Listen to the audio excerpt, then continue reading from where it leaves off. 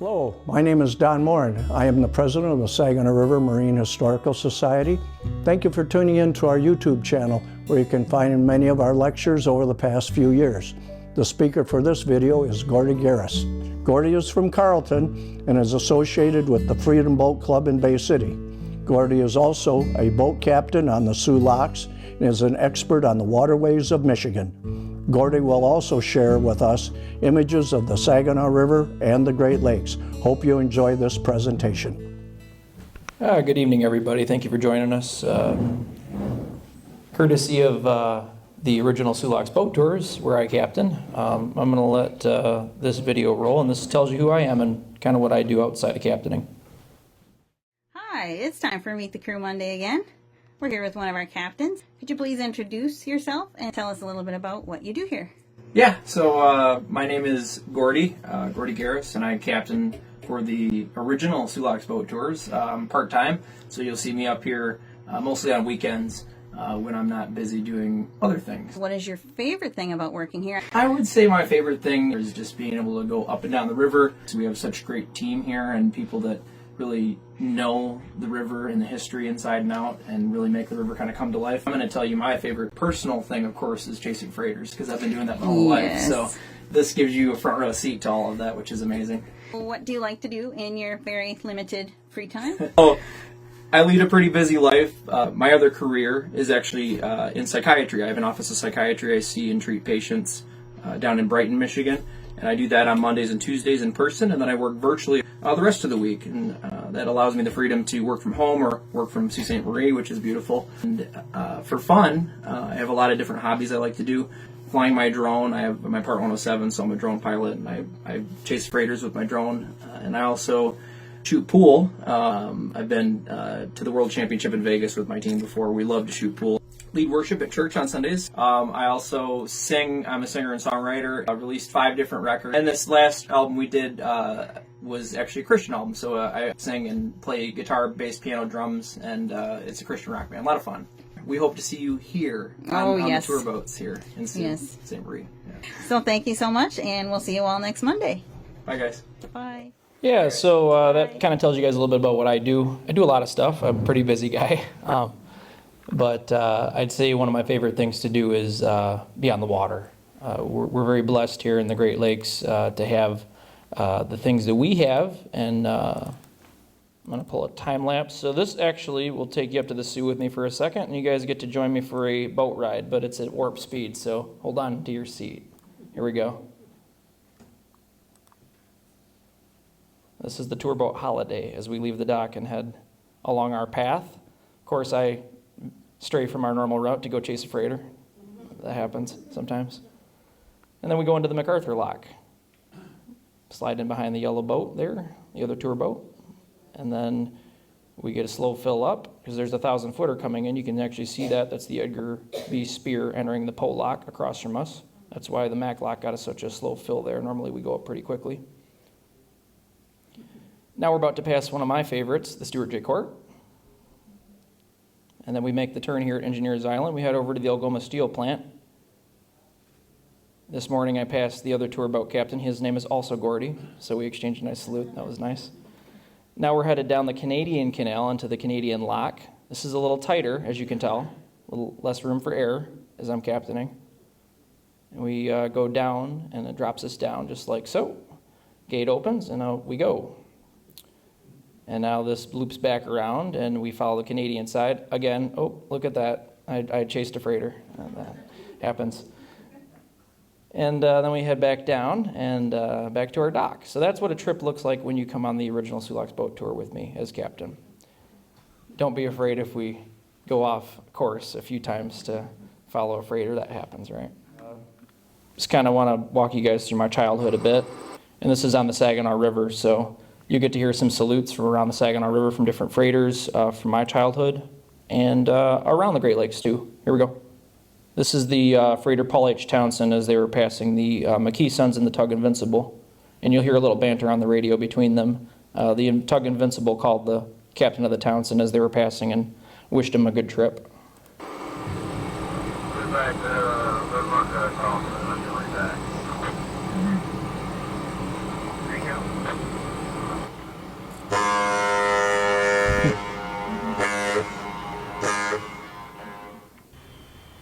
Here's the Sykes. This is the 2003 season.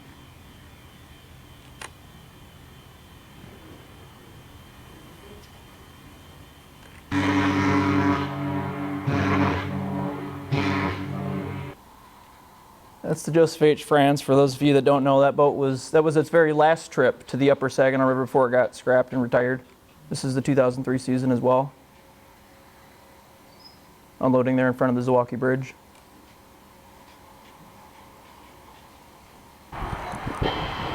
There's the Calumet, former Myron C. Taylor.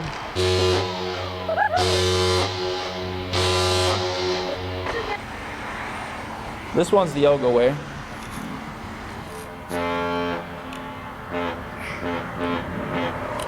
So he actually blasted 5 short. I don't know if you guys caught that. Freighters use their horn to signal many different things. Sometimes it's friendly, sometimes it's get out of my way. That was the Elgo Way saying to a fisherman, get out of my way. This next one is actually a steam whistle. I'll see if I don't know if I can turn the sound up any louder than it already is, but pay attention to the difference in the sound when you hear it. This is the American Victory at Mission Point on the St. Mary's River.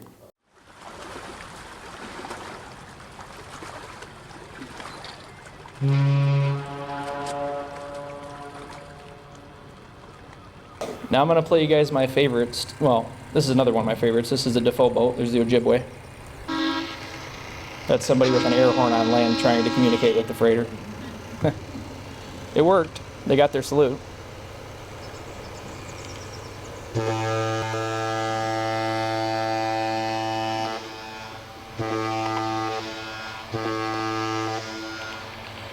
All right, next one's my favorite. This is the Ryerson.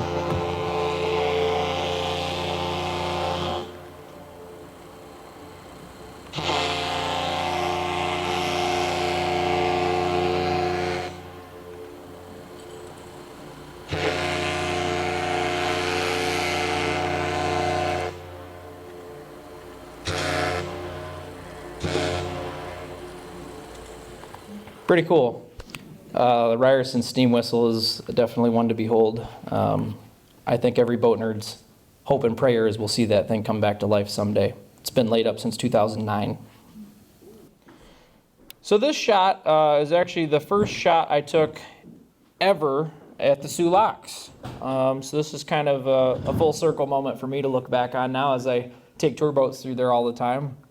Because I stood on top of the MacArthur Lock to take this shot as I stood behind the Buckeye, which many of us now know and see and shake our fist in the sky at as it comes through downtown Bay City as the Menominee being pushed by the tugboat Olive Elmore. Yeah, the Buckeye, yep. And that was Engineers Day 2002, and you can see off in the distance there through those flagpoles there's another freighter. That's the Stuart J. Court.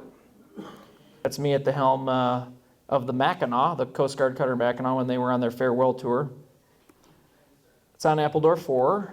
This is in front of American Century. Our good friend and author of Know Your Ships, Roger Lelever, took that picture for us. And this is Todd Shorkey photo credit. Todd got this one while we were standing together watching the classic Mississauga pass the John J. Boland out in Essexville at Smith Park. On to the next portion. So these are Saginaw River shots. We kind of had prefaced this a little bit. This is the Joseph Franz. Those are slides I have that I scanned in of that from their last trip to Saginaw ever. That's the J.W. Engelhart passing through the drawbridge there in Bay City as they were still in the process of building the Doubletree Hotel. You can see the yellow portions of it that were not done yet. There they are tied next to the E.M. Ford in Carlton. The Ford, of course, a staple of my childhood, just a few blocks down the street from my house where I lived and grew up at. And there's the Engelhart departing on their way back out now and headed underneath the Zwaukey Bridge. Oh, the Maumee.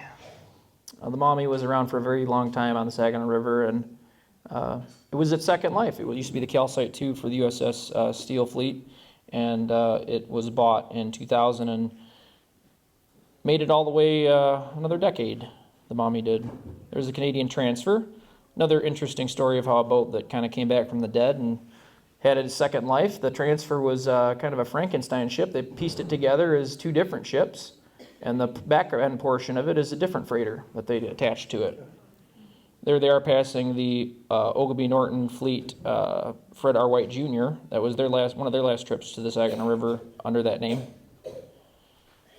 This next portion is things I like to call triples, where you get 3 freighters in a shot. This is the first time I ever got one of those. This is in 2005. This is the 05 season. That's the Algo rail passing underneath the I-75 bridge in Milwaukee. It's that shot everybody gets when they don't have a drone. You go up to the top of the Z Bridge and somebody's driving and you shoot out the passenger side quickly and you keep driving because if you stop for too long, they'll think you're jumping, and that's not good. And the distance is the Eagle Heart. You can see them. And then the Manistee is the other freighter way off in the distance there on the shot. Another triple. This is at Smith Park in Essexville. And this is a shot that likely, well, probably never will be repeated again. The Agua Canyon since scrapped no longer exists. The Great Lakes Trader and the Joyce Sylvainic Fort never since it's probably been over, well over a decade now since they've had a contract for hauling stone on the Saginaw River, so they don't come here anymore. And the same can be said about the CSL Tadoussac, which is the vessel to the right. They no longer come here either because the clinker plant there for clinker cement in Essexville is now the Lafarge dock. So that's a different contract, different boats come for that now.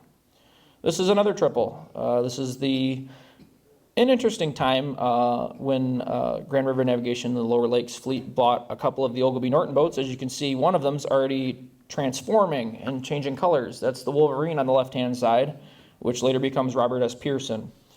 They were in the process of painting it at that time, so it hadn't quite completely undergone the transformation. And the black smokestacks, you can actually see on the left smokestack there the old Ogilvie Norton colors, yellow and brown.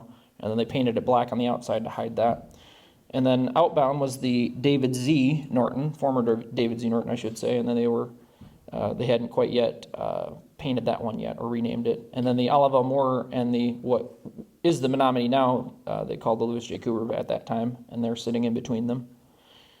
The 06 season is one I reminisce a lot because it was a season marked by very low water levels. We can relate to that very well right now. And a river that was very much in need of dredging. We did get the emergency dredging that year, but not before a couple freighters ran aground. The Alpina was the first or the second one in the same day. And this is them sitting at the Workstone dock in Saginaw facing outbound. Kind of an interesting shot because they had to wait to be inspected by the Coast Guard before they could proceed because they touched bottom down at 6th Street when they were turning around. Joyce Sylvainic Fort, Great Lakes Trader, same thing. They actually lost a rudder somewhere along this trip, and then the search began. Where's the rudder? And they were searching for that for a long time, and they never did find it. They do believe that it was lost out somewhere at sea and not in the Saginaw River subsequently. This is the front and neck. We'll get a closer look at the front and neck in a minute here. I'm going to take you guys aboard the front and neck. We'll get a chance to look at that, but that's them unloading a rare trip to Essexville, where they're at the S-Rock dock there. There is the AM Ford, one of the many times I photographed them in my life, as they were docked in long-term layup in Carlton. The Ford was kind of an incredible story of a boat that had several lives and should have been cast to the scrapyard many different times, and it sank twice and was refloated both times.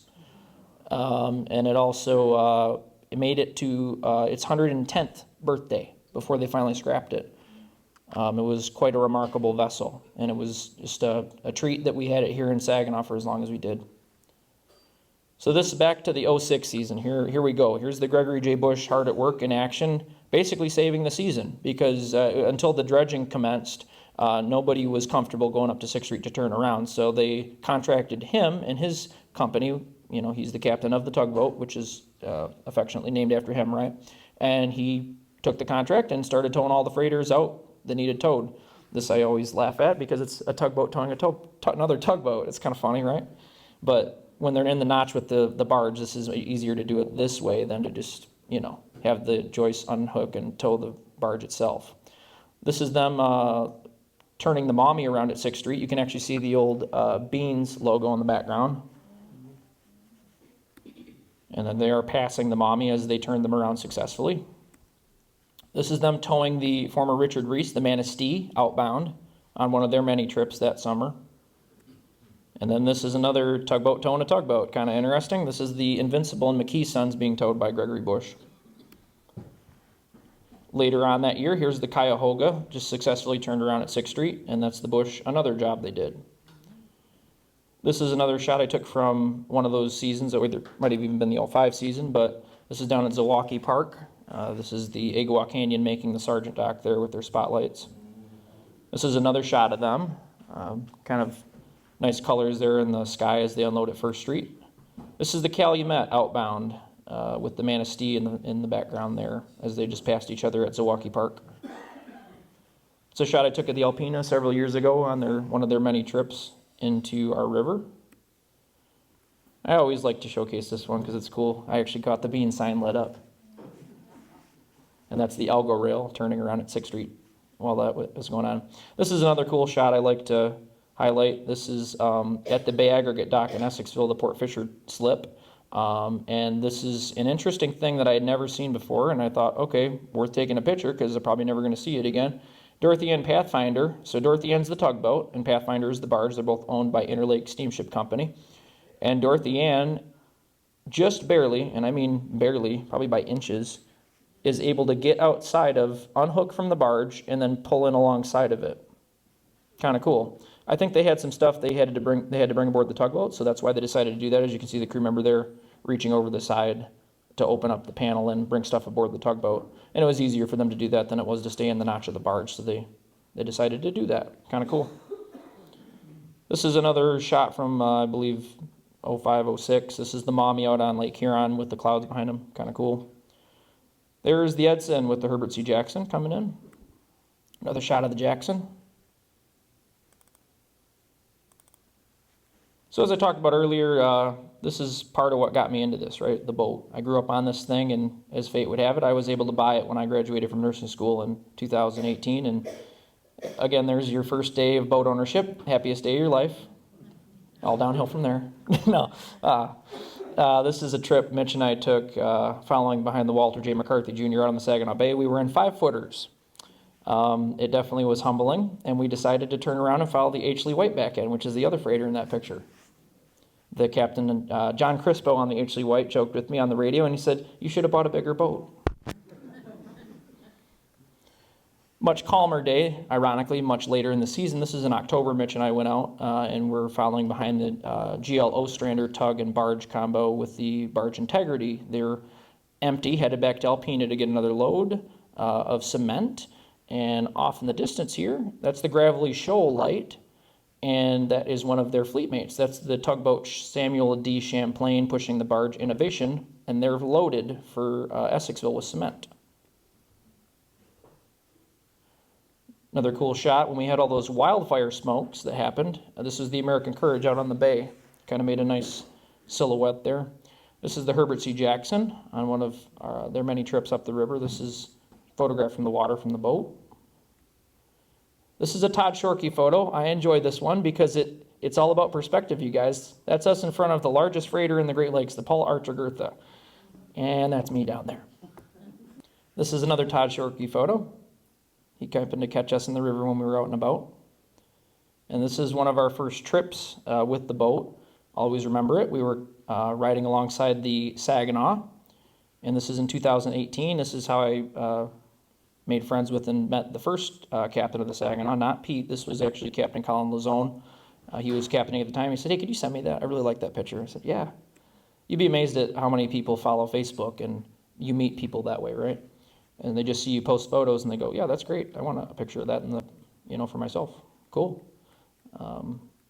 But there's the Saginaw. Again, there's Gravelly Shoal Light. We were out a ways out in the bay, and in the distance, way out there, that's the Indiana Harbor, 1,000-footer. They had just left. So that was our trip there for the Saginaw. Now we're going to look at drone stuff. How exciting. This is the drone. I happened to be flying a test run one day with it, and a guy, professional photographer, happened to be out there and said, "Hey, can I take a picture of that?" I said, "Sure." And he sent them to me. Pretty cool.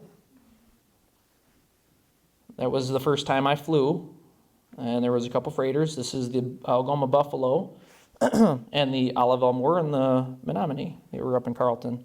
This is us alongside the Herbert C. Jackson, and I believe, yep, that's Mitch driving while I flew the drone. That's the safe way to do that, you guys. I don't recommend trying to do it at the same time. Not a good idea. There's Mitch driving. There's the Saginaw alongside of us and the Algoma Compass. And this is the Northern Venture. This is, I think, last season I took this one. Another cool drone shot. This was ended up published in a book from that day. We like to call this one sailing on the clouds, right? Kind of cool. It actually, the river was so calm that morning, it paralleled the sky. So the Calumet actually looked as if it was actually on the clouds. Yeah, this is the railroad bridge, Lake State Railroad Bridge in Essexville that they're passing through. There is that Mackinac Bridge, that shot I was talking about earlier. There is the Paul Archer Gertha cracking through a wave at Blue Water. This is Captain Bob Thibodeau's last trip as captain. He was captain on the Great Lakes for 30, 40 years or so, and he came out and gave us a big salute, waved at us, and this is the 4th of July that year. I made sure to make it down to the Blue Water to watch him on one last trip. All right, next story, you guys. This is how quickly things can change out there when you're flying a drone. This was a very nice, warm, sunny day. Back in the distance here is the Lee H. Gertha. They're making the turn at buoys 1 and 2, and they're coming in their approach for the Blue Water Bridge there. In the foreground, of course, this is the CSL Tadoussac. My friend Audrey was the mate on there, and she was out waving at me, and I was flying the drone just to get some shots. Watch how quickly the weather changes. You can kind of see it off in the distance there, yeah? Very subtle. Sun's actually out right now on the steering pole and the pilot house there at the Tadoussac. I figured I was fine until I wasn't. Yeah. Pretty big shelf cloud there coming in, and it came in quick. I managed to get the drone on the ground, but not before I crashed it into this grass over here. Drone was fine. As you can see, it's still in one piece, but the downdrafts from this thing were very severe. I'm talking 50-mile-an-hour winds, and it was like you can't land in that, so you just, thankfully, when one blade contacts ground or hits an object, all 4 of them shut off to protect the motors. Really, the only thing that's expensive and worth, being careful of on the drone is a camera. The camera is the majority of the price and functionality of the drone, right? Thankfully, nothing was damaged, but could have been. And then from that day on, I said, never again am I going to fly that close to a storm. There is a still shot from the Zeus video I showed you guys earlier. And there's another still. This is of the Tadoussac. This ended up in one of the Know Your Ships publications several years ago. Kind of cool. The St. Mary's River was very calm that day, so you can actually see the Tadoussac making its way through the water. This is Essexville in the distance here. There's the power plant, right? And the entrance to the Saginaw River. And that is actually, I believe, Wilder Road straight out. See that? Yeah. But as you enter the river, you have range lights that line you up if you're a freighter, and you come in. Ever especially important when you are the 1,000-foot-long Paul Archer Gertha. Not really much room for error there. This was the Paul Archer Gertha's first ever trip to the Saginaw River. We happened to catch them on their way in that morning. And that's them passing Channel Island, if you've ever seen that out in the bay. It is a waste site for dredge disposals, which we're going to talk about pretty soon here. Herbert C. Jackson, this is them headed up to the 6th Street Turning Basin in Carlton. And this is the shot I took last season. This is the Dorothy Ann, actually it might have been beginning of this year, Dorothy Ann Pathfinder passing the Olive Moore and the Luce J. Cooper. Kind of cool to see both tugs together in the notch, passing each other. And these are both former Great Lakes freighters that they're pushing. Pathfinder, J.L. Mothe, and the Menominee used to be the Buckeye, right? This I just took this past week, and I wanted to share it with you guys because it's pretty cool. This is the colors up at the Sioux. Very nice this time of year up there. And this is the James R. Barker passing them. Just off of Mission Point Rotary Park there. And there's the Edgar B. Spear, same look. Very nice colors. And then there's the Mackinac Bridge. That was a shot I took about 5 years ago right after I'd gotten the drone. And really cool how you can see the different depths of the water. These are pictures I've taken over the years. This is before I had a drone. This is the Edson with the Calumet passing them in the background at sunset. That's a sunrise in Sault Ste. Marie. That's the Valley Camp. I was up there for work, believe it or not, at that time for the hospital, doing some epic training. And I told my boss I was going to be late that morning. That was why. Yeah. CSL Tadoussac. That's in Essexville back in the 04-05 season in some ice and a nice sunset there. This is sunrise. This is pretty cool. That's the Algoma Innovator on their first trip to the Saginaw River, and that was the sunrise I woke up to Thankfully, I woke up for it. It was at 5:30 in the morning, and I happened to roll over in my bed and see the pink hues over the top of my room through the window. I said, oh my God, I got to get down to the river. And I did. When I got down there, I was rewarded with that. This is the Cuyahoga outbound. And this is another outbound picture. This is the GLO strainer and the Integrity. Took this from the boat in the 2019 season. You can see the remnants of the consumer's plan as they were tearing that down and preparing to demolish it. This is the Paul Archer Gertha, as seen from the bay. Another cool shot off the back of the boat. This is a shot I like for a couple different reasons. This is September 25th of the, I want to say the 2018, or excuse me, the 2021 season, or 2020. Cuyahoga, somehow, miraculously, their masts, both of their masts lined up perfectly with the sunset. Don't ask me how. Kind of cool. That was them making their approach to the Independence Bridge up the river for Saginaw. This is a nighttime shot I caught. This is actually in one of the Know Your Ships books from several years ago. That's the Huron Spirit and the barge Huron Spirit with the tugboat Sharon M1. They're unloading slag in Bay City. They're at the Bay Aggregate Slip. And it's kind of a neat unloading system. So the belt runs through the under portion of the boat and comes out the side over here. So that's where the cargo gets offloaded by the McKeel boat. And the barge, so the belt runs through it and it sucks it through. See where the pile's got the top of the pile's getting popped out there? It's getting pulled through to the bottom of the boat that way and out the side. Kind of cool. There's the Edson. This photograph has been used a lot over the years, and I don't mind that. It's a cool picture. I was fortunate enough to catch a sunset in 2017 off the Independence Street Bridge, and that was the picture. And the Edson has used that a couple times in their gift shop and stuff. Another sunrise this time. This is Dorothy Ann Pathfinder in Essexville, or excuse me, Bay City Word Dock, just below the Independence Bridge there. That was on my birthday a couple years ago. This is sunset with the Alpina out on the bay. Very nice night on the Saginaw Bay. And you'll see me flying my drone from way over here. It was calm enough. I was by myself that night. I was safe. I stopped the boat. I didn't try to run alongside them. Here's some shots of the Elgo Way from happier days. Well, mostly happier. This is a trip where they lost steerage and they almost hit the Zewalki boat launch. Yeah. Not probably a good time for them, but they were able to correct it. They didn't even have to drop their anchors or do anything crazy. And this is the next shot after they got back in the channel. So the Elgo Way sailed up until 2018 or so, and we were lucky enough to get on it. This is some of the crew with my friend Patrick and I, and they were stranded here for over a week because of a flood in the Saginaw River that stopped them from being able to turn around and leave. So Joanne the cook reached out to us and said, hey, can you take us to Walmart? We need to get food. So we did, and that led to us getting on the boat. Pretty cool. Somebody asked me earlier about the scrapyard. How do you scrap a freighter?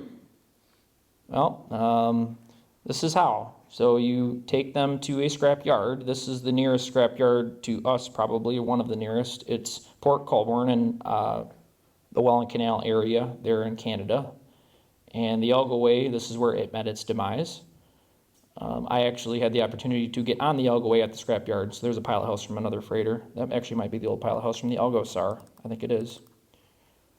But this is on board the Elgo Way at the scrapyard. Of course, your holds are empty, completely stripped down, nothing's left, right? Very dangerous here. You know, you have to be very careful. There's no lights on the freighter because nobody's living on it anymore. There's the motor. And it's very strange being on a freighter that, you know, I had been on before. Yeah, that is the Elgo SAR's pilot house. And you're on there and you think back to when it was alive, right? And when there were people working on it, and now it's just sitting there, rusting away. Elgo Rail tied next to it. That's the fleet mate of the Elgo Way, sister ship. And they were both being scrapped at the same time. This is the pilot house of the Elgo Way, what was left of it anyways. As you can see, they stripped it, took the wheel, everything. Usually what happens when boats get taken to the scrapyard. Whoever gets there first gets everything they can get their hands on. And normally people on the company try to get stuff from the boat they worked on, understandably so. There was an old Princess of Acadia. They were getting scrapped at that time too. And then there's the Paul H. Townsend, which we're going to get on next. That was the next ship I got on that day. Yep, there's the Townsend. So definitely had seen better days, but was able to get on it. We're on board now. This is from the pilot house, looking back across the deck of the Townsend. I'll go full screen here. There we are. This is looking forward from the pilot house. There was a salty coming out at us. It's a strange thing to be on a freighter at a scrapyard and watch other freighters go by you. But there's the life rafts and the back aft of the ship with the name on it. That's the Townsend. So that pilot house to the right there, that's the pilot house from used to be the Courtney Burton. Later the American Fortitude, and like I said, I believe that's the Algostar's pilot house in the foreground there. That one, I believe, is the Canadian Transfers pilot house. Actually, that might be the James Norris, I think it is. They turned it into a dog house. It's where their dogs stay at the scrapyard. There's a boom. That's from a freighter. Don't know which one. This is aboard the Frontenac. So Joanne, when she left Algoma and the Algoway got scrapped, she went to go work on the Frontenac. So I got to get on another freighter because of that. There's the pilot house of the Frontenac. You can see the wheel where the captain steers from. He's got his chair there. There's the cargo they were loading. This is in Stoneport, Michigan. There's the engine of the Frontenac.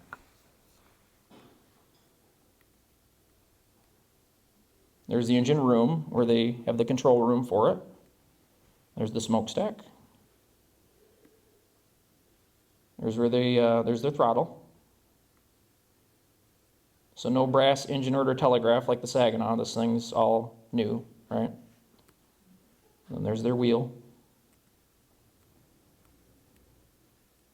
That's the inside of the smokestack. All insulated. I'm sure fire retardant too as well. Fireproof. There's where they do their laundry. And there's the galley. That was lunch. And there we are at the dock, so that's degrees right there. You see that number? That's the way the direction and the boat is aimed. There's Joanne, posed for a picture with me. So that's the Frontenac. Now let's get on the Saginaw.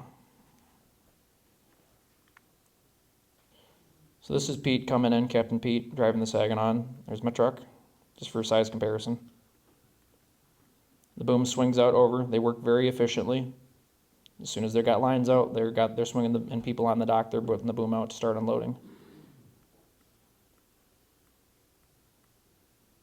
And there goes the cargo as they start the process.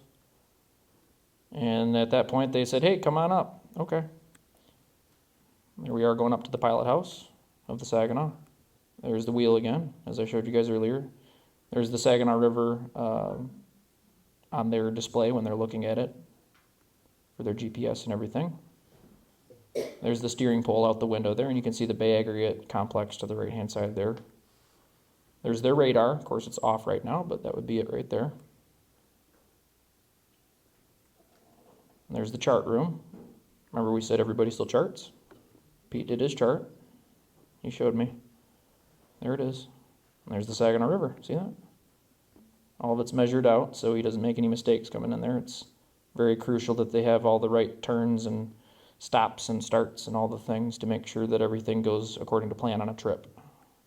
Because you can always trust paper, you can't necessarily always trust the instruments and the electronic stuff in front of you. There's the engine order telegraph again. There's their lounge area on Saginaw. Pretty nice. This boat's from 1952, so there's your anchor chain. Pretty big, yeah. That's your layout of the boat. You need that for fire specs in case there's ever a fire. It's got all the hatch covers, everything's on there, top and bottom deck. They're hard-working crew, and a lot of these boats only have, 20 people or so on them, so they have to be pretty efficient. If you remember from the last freighter we were on, there's another one. See, there's your degrees. That's telling you which way the boat's aimed. 269. That's the Saginaw, you guys. Pretty cool. I'm going to take you guys aboard an Interlake boat. I know there's some Interlake fans in the room. This is the Herbert C. Jackson, and this is one of my best friends, Logan Vasick. He doesn't currently work on the Jackson. He's on the James R. Barker these days, but this was on one of his trips to the Saginaw River as he poses for a picture off the stern of the Jackson. This is the quarry and calcite, Rogers City. If you're familiar with that area, it's north of Alpena on the northeast side of the Lower Peninsula of Michigan. This is the entrance. This is what you'll see if you drove up to the quarry and buzzed the thing and said, "Hi, can I come in?" They'd come out to you and say, "Yeah, who are you?" And they'd ask for your credentials, and if you've already made contact with the boat and they're expecting you, normally somebody comes out to get you. And they did. They brought me aboard the Jackson. So this is the tour Logan gave me. There's their Cali. Pretty cool. A lot of plates.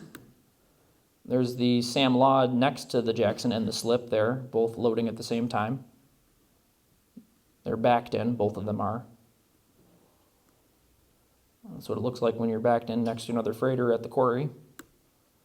And both are loading at the same time. There's lunch. Aaron was cooking that day. He's a great cook. He's out on the grill, grilling lunch for everybody. This is the aft end of the Jackson, behind the smokestack, looking forward. There's Herbie Jr. That's the boat they used to tie up all their lines with. It's just powered by a Mercury 4-stroke. And there's a freighter at anchor out in the harbor. I believe that was the Mariner that day. Don't quote me on that. They all look similar. There's the whistle, and you can see the air compressor over their horn. That's looking down the boom, kind of a cool shot. The Laud made an oopsie, so now they got to clean it up with shovels. That happens. Doesn't make for a fun time if you're on the crew. So there's the belt. So that's the unloading belt on the Jackson. And there's the cargo hold when it's empty. Pretty big. Don't want to fall in there. Wouldn't be a good time. So that's an idea how do freighters balance when they have all this tonnage and all this cargo on there. They have electronics and everything that tells them the different displacement on the boat, and they have different ballast tanks. This is an idea of your ballast tanks on your boat. So you use water to offset the weight and balance the boat out correctly. Does that make sense, you guys? That's one of the getaway tunnels to get down below. Different markings. This tells you depths on the side of the boat. Kind of explains different depths, probably for loading on the boat. This is up in the pilot house now on the Herbert C. Jackson. They have cameras mounted throughout the boat, so they can see everything really easily. It makes life a lot easier, especially when they're maybe on the Cuyahoga River, for example, and they have really tight bends and turns they got to make. They do have a crew that calls out all the feet to the captain regardless on the radio, but cameras help too, and they're nice to have in case something ever happens. There's their radar.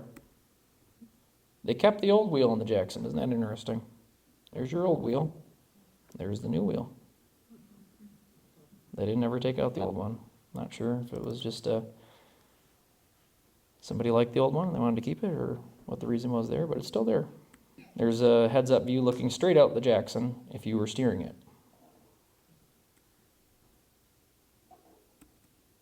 There's their charts for making Stoneport, actually, making Rogers City, I should say. Another view of the Laud. There's the nameplate on the Jackson on the pilot house. Steering pole, and there's that camera I was talking about mounted underneath it. You have a windsock out there too. It's helpful. So now we're going to go down below on the Herbert C. Jackson. So this is, I always like to see when they have original stuff from the boat. So the Jackson's one of the few freighters on the Great Lakes that has always carried the same name. Never been owned by anybody but Interlake. And there's different specs on it. Another piece to the unloading belt. It's a very intricate system they have on the Jackson, as you can see there. And those numbers line up with the above where the hatches are and the holds. Now, I did learn something about the Jackson that I did not know before I got on the Herbert C. Jackson. There's your engine, by the way. that it actually has a history associated with Bay City and Defoe. I did not know that at all. I figured, it was built in River Rouge and, and whatnot, but no, it actually has some history in Bay City. Check it out. There it is. It was converted to automated oil firing by Defoe in 1975 and repowered to diesel in 2016 by Fraser. And there's the original hull number plate. That's from when it was first built. That's still on the vessel. Cameras down below. They have that feed going to the engine room as well. There's your engine room. A couple more boats to show you, and then I'm going to get on to the last portion. Have you ever seen the windmill blades? Yes. Here's one of the windmill blade boats. This is the Happy Rover. They were delivering cargo on my birthday a couple years ago, and the guys there at Port Fisher Terminals were kind enough to let me come aboard for my birthday. So I got to experience the big lift ship, the Happy Rover as it's called. There's several big lift ships that are yellow like that. We like to joke they're called banana boats. But the crew is very friendly, the foreign crew, and then they have an American pilot that gets on to help pilot it when they're in certain ports and river systems. But that was me flying the drone. Let's go on for a tour, shall we? That gives you an idea how big the blade stems, like the windmill towers are. From Vestas, they had those on board. Here we are climbing up to the top of the boat.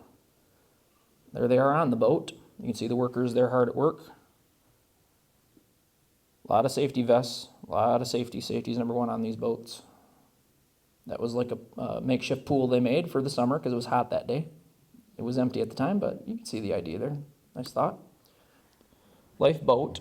It's one of the high-tech ones that shoots off of the back of the boat, and they all get in, and it shoots them right off the ship safely. There's, from the top of the pilot house, you can see all the blades, how they're laid out carefully and meticulously on the deck. There we are walking in front of the windows of the pilot house. There's a little lip ridge there to walk on with the railing. This is the oldest boat in the fleet, and they take really good care of it. I was surprised. This thing's really well put together, and that's the pilot house of the Happy Rover. Pretty nice, huh? There's the wheel. That's where they steer from. So this is at the Port Fisher Terminal. If you look out here, you can see Essexville off to the right-hand side. That's Smith Park. That's more of the controls there from the pilot house.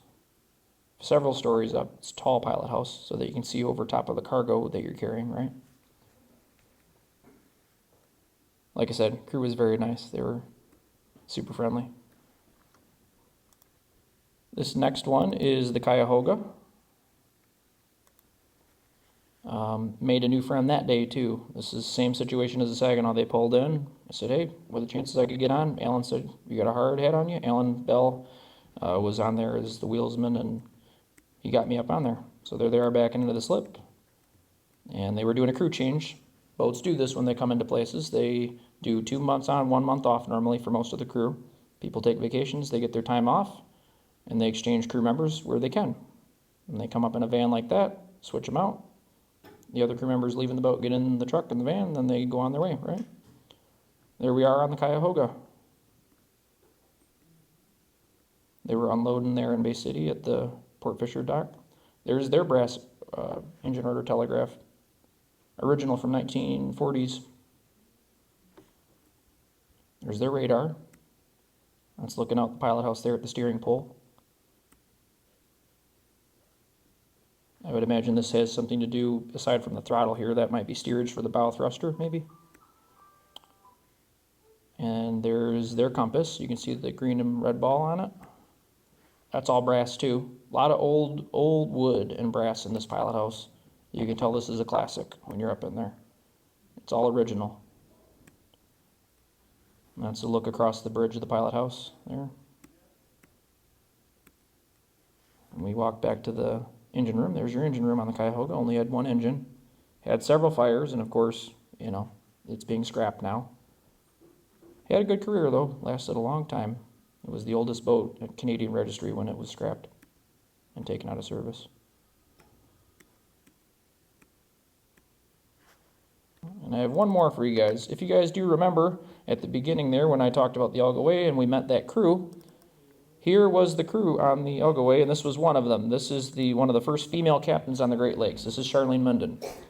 And she said to me, if you ever get a chance to, you know, she's like, thank you for helping us out. She's like, just get a hold of me when I'm captain sometime and we'll get you on the boat. Okay.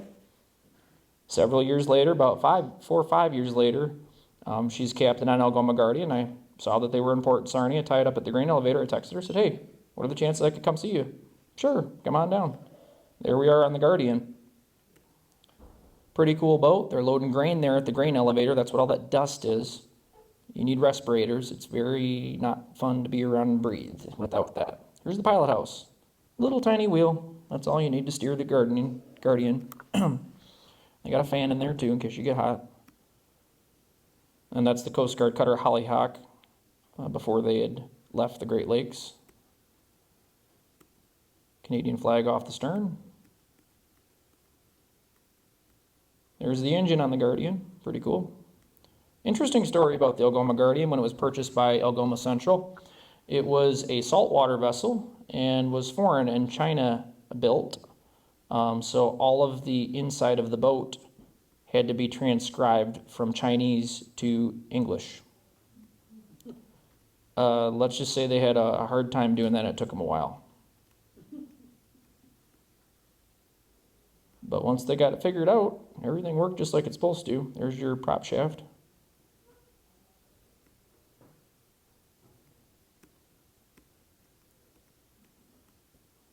We're back up top on the deck now of the Guardian. There's your grain cargo. That was going to Quebec. That's another look at the Guardian. So you can see the original port there, Nassau. So the boat used to be Bahamas flagged before the Canadians bought it. And then this is a device they use to try and knock down the dust from the grain. And that's the Guardian. You guys can all say you've been on a couple freighters before. So the next part of this one, I do work for Freedom Boat Club, so I like to mention them every time and shout out to Freedom Boat Club. This is one of our trips we did last year. I do training for all new members on Freedom Boat Club. This is one of our members. We were out on the river and we went out to the bay. It was a beautiful evening at the mouth of the Saginaw River there on the Saginaw Bay. And it was one of his first times behind the wheel of the boat. And we always offer as much or as little training as you need. If you've never driven a boat before a day in your life, I'm the person you have go with you, and I teach you how to drive a boat. Not as difficult as you might think, but for safety purposes and for your own comfort, you know, that's why I'm there. And if you don't know what Freedom Boat Club is, feel free to look us up online. It's basically the equivalent to leasing a boat. It's kind of ingenious, whoever came up with the idea. I'm sure they're pretty well off because of it. You pay a membership fee, you get into the club, and then you have access to all brand new boats. You walk on them, use them, people take care of you at the marina, carry your bags down, throw your stuff on the boat, away you go. You pay for gas, you bring the boat back, you're done. You don't have any issues like maintenance fees, paying for docks, paying for storage, paying for, you know, stuff when it breaks. I mean, that's the whole, you know, headache of boat ownership, right? They make it hassle-free. So that's Freedom Boat Club in a nutshell. So this next part I'm going to talk about is the final portion of my presentation tonight. And before I do that, I want to give a quick nod to Steve House and also to Dick McNeil. These are people that I met in my childhood along the Saginaw River who kind of encouraged me to keep doing what I was doing. And they made a nice collection of photos for what they were doing. The photos you'll be seeing here in this next set are from Dick McNeil and different ships that he photographed on the Saginaw River during his time and abroad too. This is the Solano. It is a very unique looking ship, saltwater ship, that was delivering cargo, or maybe even was exporting and taking cargo from Saginaw, from Carleton there. They were tied up just below the Lafarge dock where that's at. This is the Irvin Climber. That's an old photo of them at the Sargent Dock in Zilwaukee. Another beautiful shot by Dick McNeil. The pot of gold, it's the Joseph France at the Wirt Dock in Saginaw. How cool is that? Another classic, it's the SD Crapo. If you didn't know your freighters very well, you might say it as, well, yeah, no, it's the SD Crapo. That's them making their approach to go up the river. They're making the turn underneath the Zwaukey Bridge, the brand new Zwaukey Bridge that's being built, and they're headed up to Carleton with a load of cement. That is the Saginaw today. Back then it was called the John J. Boland. And that's a picture of them headed up to the 6th Street Turning Basin in Carleton in their American steamship years. That's an old picture of what is now the Michipicoten, and they are maybe never to sail again.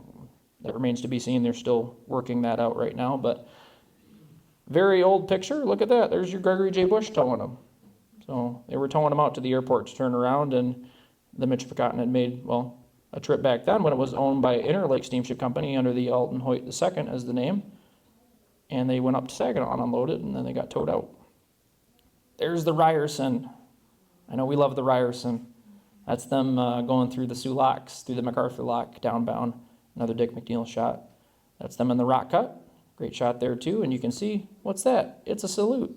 There's the steam coming out of the mast there on the stern. Another stern shot there of the Ryerson. Always cool to see boats go through the MacArthur Lock in Sault Ste. Marie if you've never been there before, because when they're at the high pool on the Lake Superior level, it literally looks like they're driving down the street. That's the Winnipeg. That's in the St. Clair River. Another Dick McNeil shot. Another cool shot by him off the Z Bridge. Look at this. It's the Nicolette. And they're outbound from Zwaukey.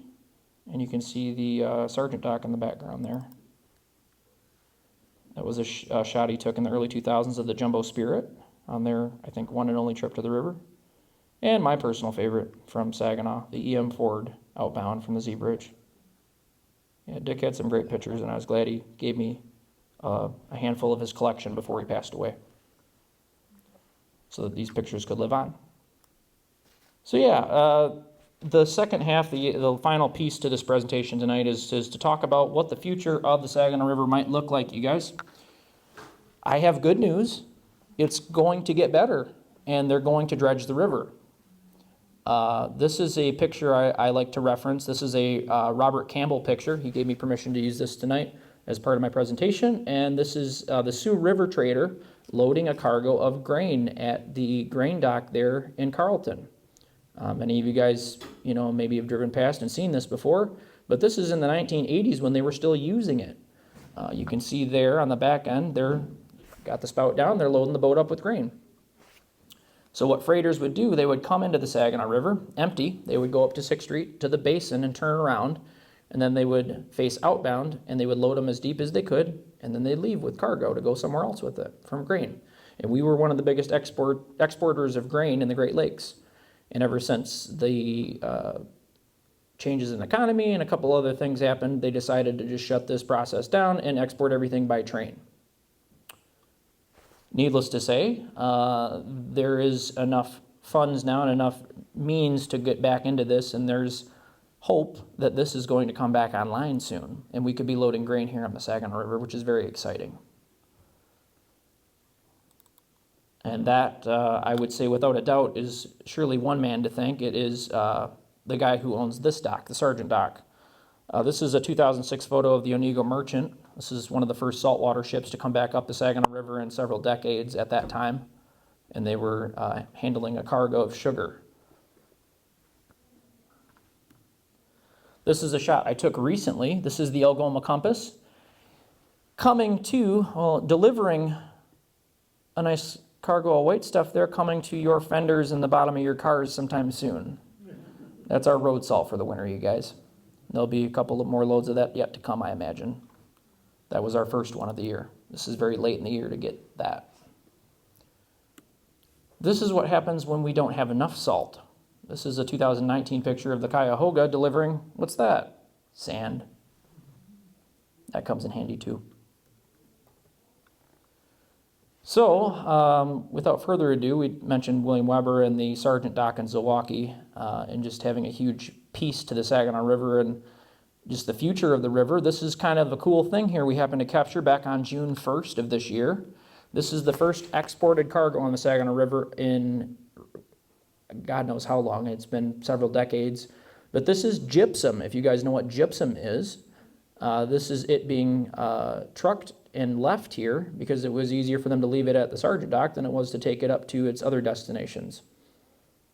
And there's the workers there as they load. They had a nice system there, tandem system of two different loading systems, all chained up together, chain linked together to reach the barge.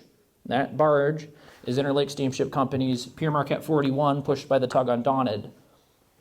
Quite the process, quite the thing they had there going. And it's cool that this is a thing again. We're actually exporting something out of the Saginaw River because that hasn't ever been a thing in several decades. So more exciting stuff and something I wanted to share with you guys tonight. There was the workers as they posed for a picture with my drone. You can actually see the drone shadow at the bottom of the picture. So for those of you who don't know what the 6th Street turning basin is or how a freighter turns around, this is it. So at the foot of the 1st Street stone dock in Saginaw, this is in Carlton, and a freighter will go in. This is Captain Benjamin Feynman turning around the Herbert C. Jackson. And he does it like he does a wonderful job here. And you can see as it gets darker out, it's becoming nighttime. And he has to use the spotlights to see where he's at. But he uses the mud, and he'll stick the nose of the boat right up against the mud there. No harm to the boat whatsoever. And he'll swing back around with the bow thrusters, and out he goes. And that's it. Yeah, pretty cool process there. Yeah. And that's how freighters turn around. So part of the problem we had back in the 06 season, as you guys saw, they couldn't turn around because it was too shallow. They required the Gregory J. Bush to either tow them back to Bay City to turn around or to push them around at the hip. We're going to talk about what the hope is here in terms of the future. Now, William Weber gave me the permission to kind of share this with you guys, so we'll keep it pretty simple and straightforward. But this is an actual Army Corps of Engineers study that was done on the Saginaw River. And it pretty much tells you straight up the agenda, what they want to do. They want to deepen it for the entire length of the river, 17.5 miles. There's our channel going out to the middle of the Saginaw Bay and coming all the way up towards downtown Saginaw there. This is the current depths of the river. Out by the Carnwadock, or what is left of Carnwadock there at the coal plant, there's about 26 to 27 feet of water there. As you head upstream, it then shallower. It's 25 feet through here. And then once you get past downtown Bay City, the maximum guaranteed depth all the way up to Saginaw is 22 feet. Pretty shallow. Which is why you see freighters dump cargo in Bay City and Essexville before they head up to Saginaw to finish the rest of their load so they don't run aground, because it's not deep enough. This tells you the capacity of both of the waste areas for dredge spoils. There is one at the island there out in the bay, Channel Island, and then there's one up in the upper Saginaw portion across the river from the James Clements Airport, the DMDF. And it tells you kind of how much is left at each of them, you know. Of course, it would be a huge bonus to the river. When you have deeper water, you can load boats deeper, and you can export cargo and do things like that. They did the study, they estimated the costs, and there was the different alternatives that they had proposed with the Army Corps of Engineers. Of course, that is not one they're going to proceed with. They're going to proceed with one of these three. Regardless, we look at each one. That's the current depths of the river, as we mentioned. This is alternative 2 through 4. 24, 25, or 26 feet. The preferred is, of course, going to be 26 feet from the river mouth all the way to the 6th Street Basin. This would include widening the 1st Street, 6th Street turning basin by 1,000 feet in diameter, as you can see on this picture. That's awesome. The purpose of that is to allow freighters to be able to turn around easier and freighters of longer length to be able to come up there and turn around easier. Freighters that are 740 feet long, the seaway length, right? Because you want to get saltwater boats that are capable of hauling grain out. That kind of gives you an idea of the cubic feet, or cubic yards, I should say, of the waste material. It's 4.7 million. And they have different sites to accommodate this. There is a 75-acre at GM across the river from Carlton where they feel that they could put all of this. And it also, as you notice there in the fine print, it says different areas of the river, what part is going to be hardest to dredge. So blue, it says loose, still, fine sand. This one's soft to medium stiff clay. Obviously that's going to be a bit harder. And then it says fine sand here in this portion of the river, and then very soft to stiff clay up further. There's the cost analysis. I want you guys to pay attention to alternative 4 compared to the other two. Look at that. And people go, well, how did we come up with that number?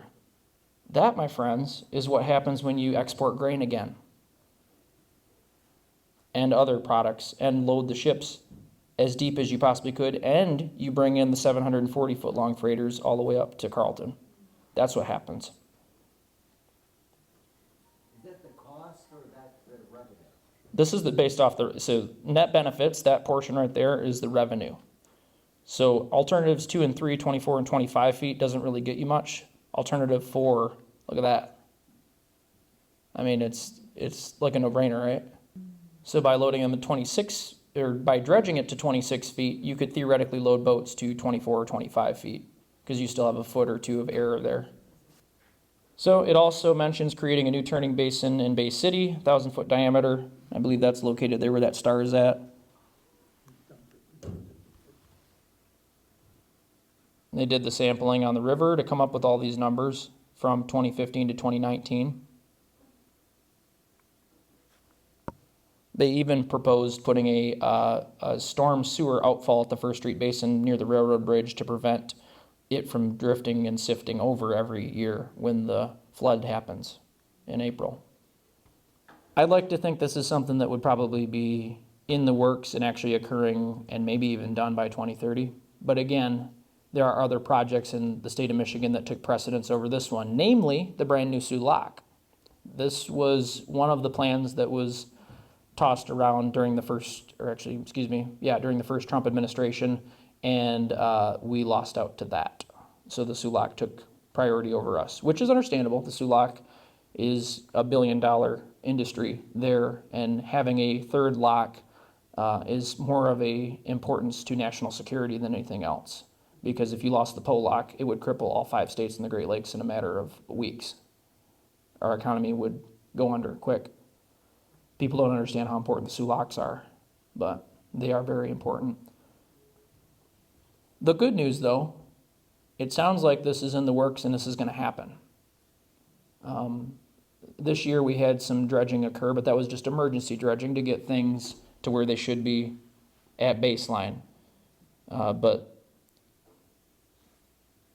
in terms of what's to come, this is what is to come, and I'm really excited to actually share good news with you guys, because that means we're going to get to see a lot more freighters, and we're going to make a lot more money off the Saginaw River and benefit a lot more areas and the Great Lakes. So, and I don't anticipate it'll just be grain. There'll be other cargoes too that are going to benefit from this as well, but that's the only portion I'm at liberty to talk about right now, but there's other things in the works too.